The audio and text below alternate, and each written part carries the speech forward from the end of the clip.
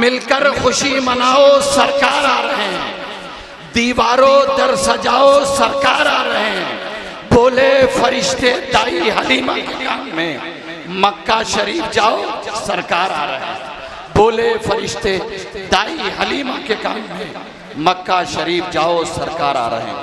حضرات گرامی، اب انتظار کی گھڑیاں ختم ہوئی، میں بغیر کسی تمہید اور بغیر کسی تفصیل کے 4 مصرے پڑھ کر کے مفتی صاحب سے، مفتی محفوظ الرحمان صاحب دامت برکاتہم سے عرض کروں گا کہ مفتی صاحب جائز پر تشریف لائیں اور اپنے مواعظ حسنہ سے ہم تمام سامعین کے قلوب کو منور اور مجلہ فرمائیں کہ سحر ہوتے ہی شاخوں پر عبادت جاگ جاتی ہے، سحر ہوتے ہی شاخوں پر عبادت جاگ جاتی ہے، پرندوں کے لبوں پر بھی تلاوت جاگ جاتی ہے، مقرر ہے نہ کوئی وقت بھی اس کی نوازش کا، اسے جب بھی پکارو اس کی رحمت جاگ جاتی ہے، اسے جب بھی پکارو اس کی رحمت جاگ جاتی ہے۔ ان 4 مصروں کے ساتھ ملتمس ہوں کہ حضرت والا ڈائز پر تشریف لاویں اور اپنے مواعظ حسنہ سے ہم تمام سامعین کے قلوب کو منور اور مجلہ فرمائیں۔ حضرت مفتی محفوظ الرحمان صاحب قاسم۔ السلام علیکم ورحمۃ اللہ وبرکاتہ۔ الحمد للہ نحمده ونستعینه ونستغفره ونؤمن به ونتوکل علیہ ونعوذ باللہ من شرور انفسنا وسیئات اعمالنا، من يهده الله فلا مضل له ومن يضلل فلا هادي له، ونشهد أن لا إله إلا الله وحده لا شريك له، ونشهد أن سيدنا وحبيبنا ومولانا محمدًا عبده ورسوله صلى الله تبارك وتعالى عليه وعلى آله وأصحابه وأزواجه وذرياته وأهل بيته وبارك وسلم تسليما كثيرا كثيرا، أما بعد فأعوذ بالله من الشيطان الرجيم، بسم الله الرحمن الرحيم، لقد جاءكم رسول من أنفسكم عزيز عليه ما عنتم حريص عليكم بالمؤمنين رؤوف رحيم، صدق الله ومولانا العلي العظيم۔ لائق صد احترام حضرات علماء کرام، بزرگوں، دینی اسلامی بھائیوں، باعزت ماؤں اور بہنوں، آج کا آپ کا یہ عظیم الشان جلسہ سیرت النبی کے عنوان پر منعقد ہوا ہے۔ ابھی میرے بعد ہم سب کے ہر دل عزیز شاعر برادرم حضرت مولانا عمر عبداللہ صاحب قاسمی کے مترنم لب و لہجے میں نعت پاک کے اشعار سے آپ محظوظ ہوں گے، اور اس کے بعد مشرقی اتر پردیش کی ایک بہت ہی عظیم دینی درسگاہ مدرسہ فرقانیہ گونڈا، جس کا فیض ملک کے تمام صوبوں میں جاری و ساری ہے، وہاں کے ایک بہت ہی بافیض استاذ میرے دوست حضرت مولانا مفتی پرویز اختر صاحب قاسمی دامت برکاتہم کا خطاب بھی ہونا ہے۔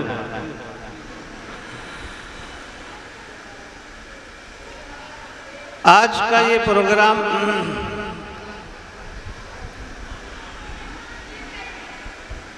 برادر گرامی قدر حضرت حافظ و قاری عبد الرحمن صاحب دامت برکاتہم اور ان کے رفقا کی شب و روز کی محنت سے انجام پایا ہے۔ قرآن مقدس کی ایک چھوٹی سی آیت کریمہ آج کے اس جلسے کے عنوان کے مطابق میں نے آپ کے سامنے تلاوت کی ہے۔ اللہ تبارک و تعالی نے اس آیت کریمہ میں اپنے محبوب امام الانبیاء والمرسلین جناب محمد الرسول اللہ صلی اللہ علیہ وسلم کی بے شمار خوبیوں میں سے 3 خوبیاں ذکر کی ہیں۔ اگر ان تینوں خوبیوں کو ہم اپنا لیں، یہ تینوں خوبیاں، تینوں اچھائیاں ہماری زندگی میں داخل ہو جائیں، جناب رسول اکرم صلی اللہ علیہ وسلم کے یہ تینوں اوصاف سے ہماری زندگی مزین ہو جائے تو یاد رکھیے حضور اکرم علیہ السلام کی طرف سے جو محبت کا پیغام دیا گیا ہے، آپ علیہ السلام کی جو ہدایات ہیں، آپ کی انسانیت نواز تعلیمات ہیں،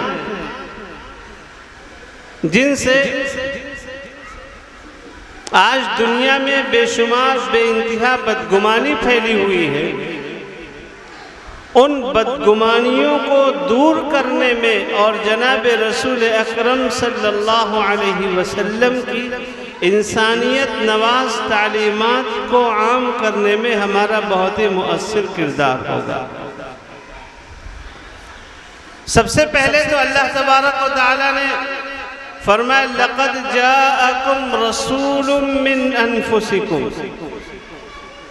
یقیناً تمہارے پاس ایک بہت ہی عظیم الشان پیغمبر تشریف لا چکے ہیں۔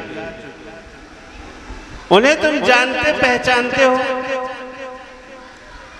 وہ کوئی دوسری مخلوق نہیں ہے بلکہ من انفسکم، تمہارے خاندان سے۔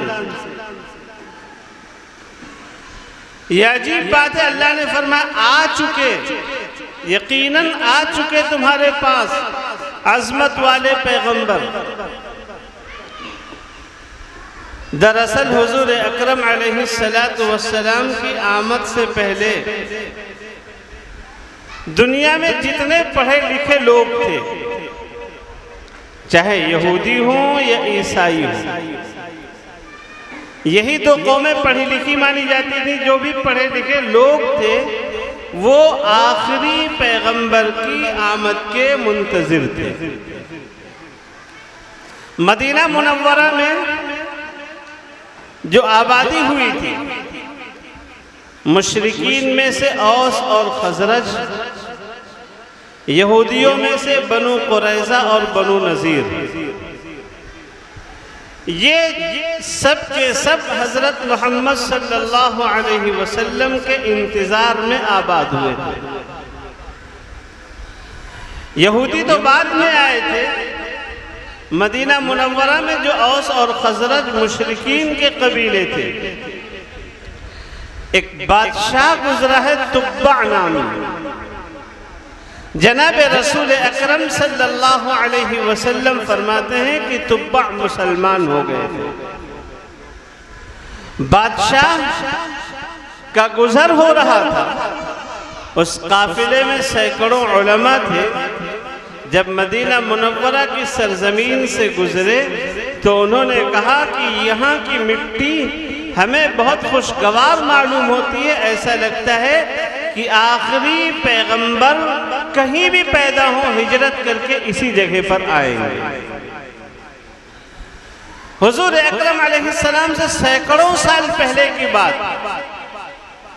تبع بادشاہ نے ان تمام لوگوں کے گھر بنا دیے اور سب کی رہائش کا معقول انتظام کر دیا تھا، اور پھر اس کے بعد یہودی دنیا سے کھچ کر کے مدینہ منورہ آ گئے، اور وہ بھی اسی انتظار میں آئے تھے کہ آخری پیغمبر ہجرت کر کے یہاں آئیں گے۔ اللہ تبارک و تعالیٰ نے کیا فرمایا کہ جس کا تم انتظار کر رہے تھے، سینکڑوں سال پہلے سے جس آخری پیغمبر کے منتظر تھے، جس آخری پیغمبر کے دیدار کے لیے تم نے یہاں پر سکونت اختیار کی تھی، تم نے مدینہ منورہ کی رہائش اختیار کی تھی، وہ پیغمبر آ گئے۔ فرمایا لَقَدْ جَاءَكُمْ رَسُولٌ مِّنْ أَنفُسِكُمْ، یقیناً آ گئے تمہارے پاس ایک عظیم الشان پیغمبر جو تمہارے ہی خاندان سے تعلق رکھتے ہیں۔ حضور اکرم صلی اللہ تعالی علیہ وسلم پیدا ہوئے مکہ مکرمہ میں، آپ کا ددیالی خاندان تو مکہ میں رہا، لیکن مدینہ منورہ سے آپ کو گہری نسبت تھی، کیونکہ آپ کا ننیال مدینہ منورہ، اور آپ کے دادا جان عبد المطلب کی پیدائش بھی مدینہ منورہ میں ہوئی، ان کا ننیال بھی مدینہ منورہ۔ آپ کے پردادا حضرت ہاشم نے مدینے میں جا کر شادی کی تھی اور عبد المطلب کی پیدائش ہوئی تھی۔ 8 سال تک عبد المطلب مدینہ منورہ میں رہے ہیں، اس کے بعد وہ مکہ تشریف لائے ہیں اور مکہ مکرمہ میں خانہ کعبہ کے متولی بنے ہیں۔ حضور اکرم صلی اللہ علیہ وسلم اس خاندان سے تعلق رکھتے ہیں۔ اللہ نے فرمایا آگے جن کے تم منتظر تھے، اور یہودی انتظار کیسے کرتے تھے؟ ان کے پاس آخری پیغمبر کی ایک ایک علامت لکھی ہوئی تھی کہ آخری نبی آئیں گے، ان کی پیشانی کیسی ہوگی، ان کے بال کیسے ہوں گے، ان کے ابرو کیسے ہوں گے، ان کی داڑھی کیسی ہوگی، وہ کس طرح چلیں گے، کھانے کے وقت کیسے بیٹھیں گے، کیسے گفتگو کریں گے، ان کے معجزات کیا کیا ہوں گے، ان کی خصوصیات کیا کیا ہوں گی، یہ ساری باتیں آسمانی کتابوں میں پہلے لکھی ہوئی تھی، اور یہودی اور عیسائی ان باتوں کو پڑھ چکے۔ ایک واقعے سے یہ بات سمجھ میں آئے گی۔ نبی اکرم علیہ السلام ہجرت فرما کر مدینہ طیبہ تشریف لے گئے۔ یہودیوں کے بہت بڑے عالم عبداللہ ابن سلام رضی اللہ تعالی عنہ جو مسلمان ہو گئے، یہودیوں کے بہت بڑے عالم تھے۔ بخاری شریف میں متعدد جگہ پر یہ واقعہ مذکور ہے۔ عبداللہ ابن سلام آئے، آسمانی کتابیں پڑھے ہوئے ہیں، تشریف لائے، نبی اکرم علیہ السلام کی مجلس میں بیٹھے، آپ کی گفتگو سنی، ان کو یقین ہو گیا کہ آخری پیغمبر ہیں، اور کچھ سوالات منتخب کر کے لائے، اور وہ جانتے تھے کہ ان سوالوں کا جواب نبی کے علاوہ کوئی دوسرا دے ہی نہیں سکتا۔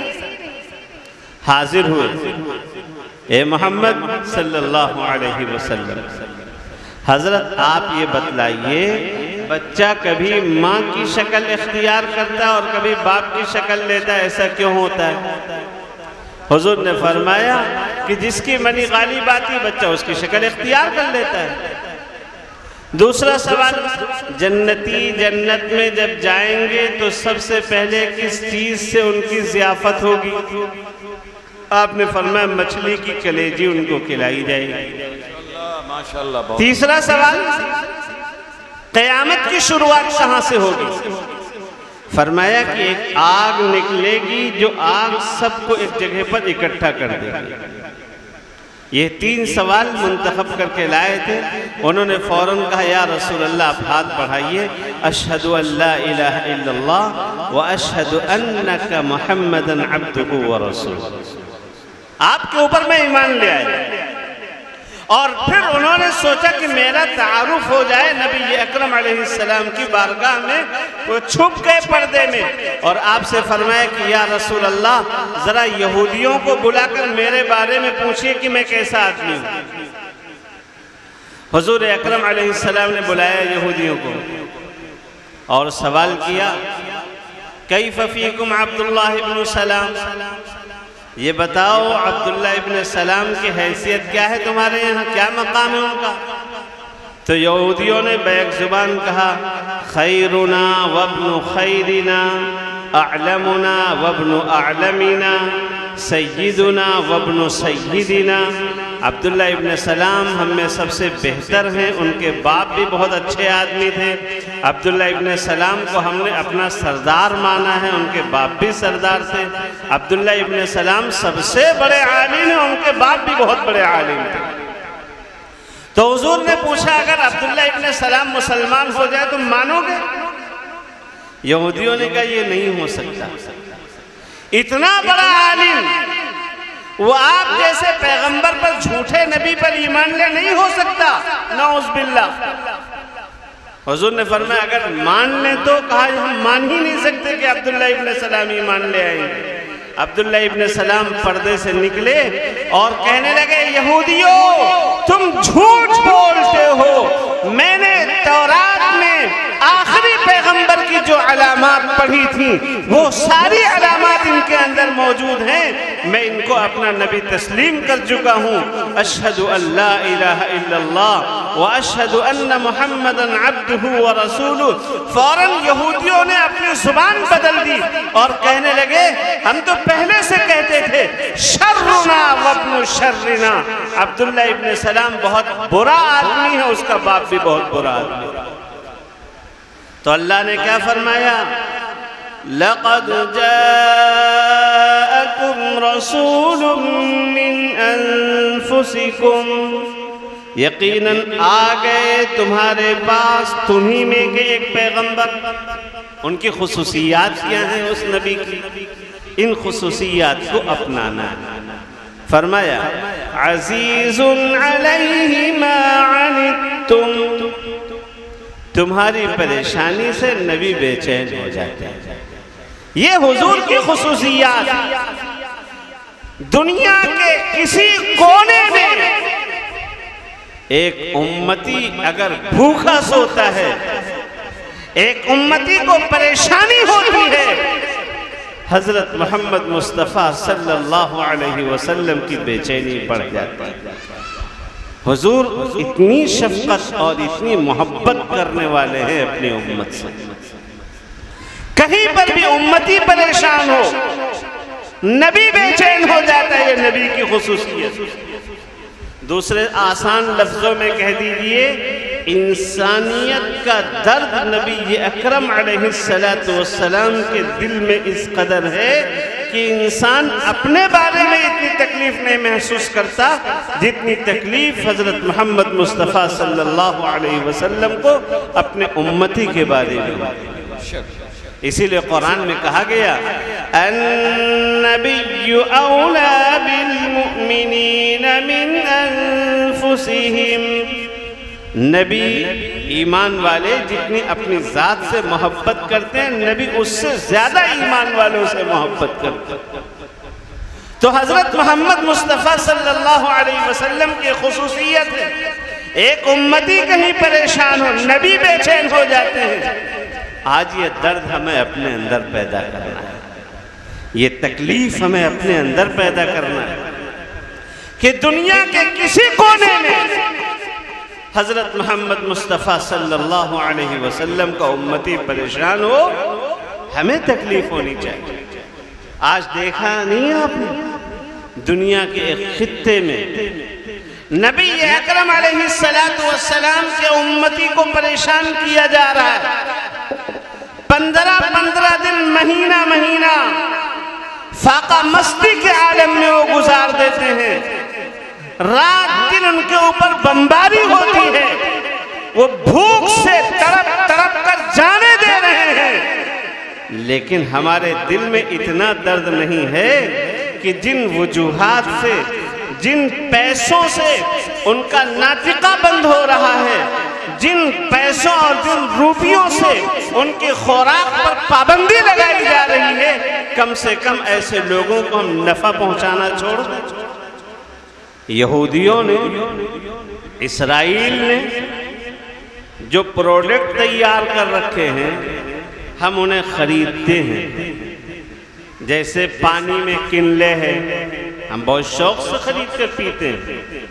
یا اور دوسری کولڈ ڈرنک ہے، ہم اسے شوق سے پیتے ہیں. ہمیں نہیں پتا کہ ہم 20 روپے کا اگر خریدتے ہیں تو 10 روپے ہمارے بھائی اور حضرت محمد صلی اللہ علیہ وسلم کی امتی کو برباد کرنے میں اور ان کے گھر کو بلڈوز کرنے میں، ان کے گھر کو مسمار کرنے میں ہمارے پیسے کے 10 روپے اس میں لگائے جاتے ہیں. تو حضرت محمد صلی اللہ علیہ وسلم کی ایک بڑی خصوصیت ہے، امتی کہیں پریشان ہو، نبی بے چین ہو جائے. ہمیں بھی اپنے اندر یہ صفت پیدا کرنی چاہیے. فرمایا عزیز علیہ ما عنتم، تم پریشان ہوتے ہو، نبی بے چین ہوتے ہیں. دوسری صفت حریص علیکم، ہمیشہ تمہارا نفع چاہتے ہیں، تمہارا فائدہ چاہتے ہیں. یہ صفت بھی ہمیں اپنے اندر پیدا کرنی چاہیے. ہم دوسروں کے لیے نافع بنے، فائدہ مند بنے. جب ہم فائدہ مند بنیں گے، دنیا کی سازشوں سے ہمارا کچھ بھی نہیں بگڑے گا. آج جو ہم پر حالات آ رہے ہیں، ہم نے نفع مند بننا چھوڑ دیا، ہم نفع بخش نہیں رہے. ہمارے چلنے پھرنے سے، ہمارے اٹھنے بیٹھنے سے، ہماری بول چال سے، ہماری سوچ اور ہماری صلاحیت سے دوسروں کو تکلیف ہو رہی ہے. ہم تکلیف پہنچا رہے ہیں، اس لیے نفع بخش بننے کی کوشش کریے. اللہ تعالیٰ نے فرمایا فَأَمَّا الزَّبَدُ فَيَذْهَبُ جُفَاءً، جب بارش ہوتی ہے پانی کے ساتھ جھاڑ جھنکار بھی بہتا ہے، لیکن جھاڑ جھنکار سے انسانوں کا نفع نہیں ہے، اس لیے وہ سوکھ کر ختم ہو جاتا ہے. وَأَمَّا مَا يَنفَعُ النَّاسَ فَيَمْكُثُ فِي الْأَرْضِ، اور جو پانی انسانوں کے لیے نفع بخش ہوتا ہے، فائدہ مند ہوتا ہے، اس کو زمین میں اللہ ٹھکانہ عطا کر دیتے ہیں. ایسے ہم دوسروں کے لیے فائدہ مند بنیں گے تو اللہ ہم کو ٹھکانہ عطا کرے گا. دیکھیے آپ کے گاؤں میں قاری صاحب نے کتنے بڑے نفع کا کام کیا. یہ ادارہ کوئی قبر میں کھود کر نہیں لے جائے گا، اس زمین پر کسی کا قبضہ نہیں ہوگا، لیکن یہ ادارہ برسہ برس سے چل رہا ہے اور اپنا فیض اس علاقے میں عام کر رہا ہے. اور جب تک چلتا رہے گا انشاءاللہ قیامت کی صبح تک یہ ادارہ قائم رہے گا اور اس کا فیض جاری اور ساری رہے گا. جتنے بچے اس ادارے میں رہ کر کلمہ سیکھیں گے، نماز سیکھیں گے، دعائیں سیکھیں گے، ایمان سیکھیں گے، عقیدہ سیکھیں گے، ان سب کا ثواب حضرت کو پہنچتا رہے گا. اس لیے نفع پہنچانے کی کوشش کریے. فرمایا اللہ نے کہ جو نفع پہنچاتا ہے اس کو زمین میں ٹھکانہ ملتا ہے. اللہ اسی طرح مثالیں بیان کر کے سمجھاتے ہیں. تو حضور کی دوسری صفت کیا ہے؟ سب کے لیے نفع پہنچانا. اور تیسری صفت جو اس میں بیان کی گئی بالمؤمنین رؤوف الرحیم.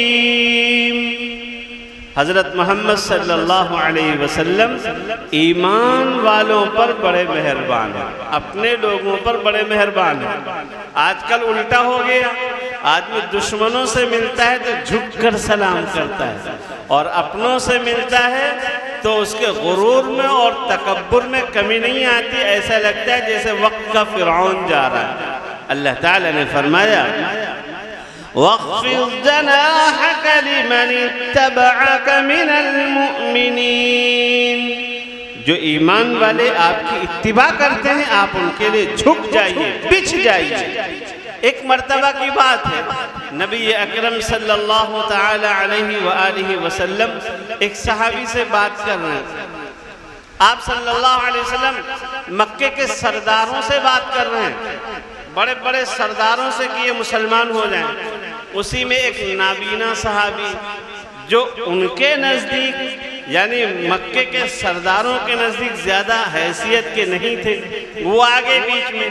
تو حضور نے سوچا کہ بھائی یہ تو اپنے ہیں ہی ہیں، جو آئے ہیں یہ تو اپنے ہیں ہی ہیں، اگر ان کی طرف مخاطب نہ ہو، متوجہ نہ ہو تو بڑوں سے بات کر لیں، یہ سردار مسلمان ہوں گے تو ان کے پیچھے سینکڑوں لوگ مسلمان ہو جائیں گے۔ اس لیے حضور نے کوئی خاص توجہ نہیں فرمائی۔ اللہ نے فوراً تنبیہ کی اپنے نبی کو، فرمایا عبس وتولى ان جاءه الاعمى، ایک نابینا آدمی کے آنے کی وجہ سے رخ پھیر لیا آپ نے۔ وما يدريك لعله يزكى، کیا پتہ آپ کو یہ نصیحت حاصل کر لیتا اس کا دل پاک صاف ہو جاتا۔ او يذكر فتنفعه الذكرى، یہ نصیحت حاصل کرتا اور نصیحت سے فائدہ پہنچتا۔ اما من استغنى فانت له تصدى، جو آپ سے بیزاری ظاہر کرتا ہے، آپ تو اس کے پیچھے پڑے ہوئے ہیں، اور جو بیچارہ دوڑ کر آپ کے پاس آیا آپ اسے رخ پھیر رہے ہیں۔ یہ بات نبی کے شایع نشان نہیں ہے۔ تو قرآن میں نبی کی یہ 3 صفتیں بیان کی گئی ہیں۔ طے کیجئے کہ انشاءاللہ یہ تینوں اوصاف اپنائیں گے، اپنے اندر داخل کریں گے، تاکہ نبی کی تعلیمات کے مطابق ہم زندگی گزاریں اور دنیا میں محبت کا پیغام عام ہو۔ قرآن میں یہی بتلایا گیا، لَقَدْ جَاءَكُمْ رَسُولٌ مِّنْ أَنفُسِكُمْ، یقیناً آگئے تمہارے پاس تمہیں میں کہ ایک عظیم الشان پیغمبر، عزیز علیہ ما عنتم، تمہاری پریشانی جن کو شاق گزرتی ہے، حریص علیکم، جو نفع پہنچانے کے حریص ہے، ہر وقت چاہتے کہ تمہارا فائدہ ہو۔ بالمؤمنین رؤوف الرحیم، ایمان والوں پر بہت مہربان ہیں۔ یہ حضور اکرم علیہ السلام کے اوصاف ہیں۔ اللہ تبارک و تعالی ہم سب کو ان اوصاف کو اختیار کرنے کی توفیق عطا فرمائے۔ آمین وآخر دعوانا ان الحمدللہ رب العالمین۔ یہ دل عشق